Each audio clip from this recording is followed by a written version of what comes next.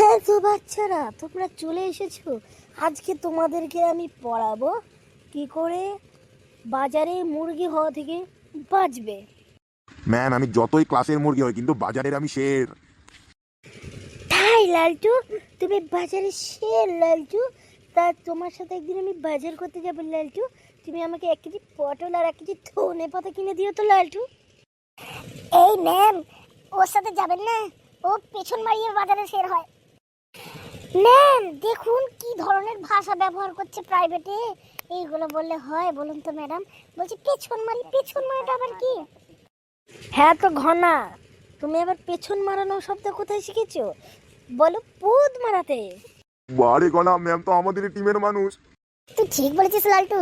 তাহলে একদিন ম্যামকে আমাদের আড্ডায় নিয়ে গেলে কেমন হয়? এই তোমাদের আড্ডা, সেখানে আবার তোমরা কি করো? আমরা আমাদের আড্ডায় কম্পিটিশন করি। এই কিসের কম্পিটিশন লালটু? তাহলে আমিও যাবো রে, কম্পিটিশন শিখবো। কম্পিটিশন দেখতে খুব ভালো লাগে। হ্যাঁ, তো আমরা আমাদের গ্যাংয়ে কি করি সেটা আমি হিন্দিতে বলি।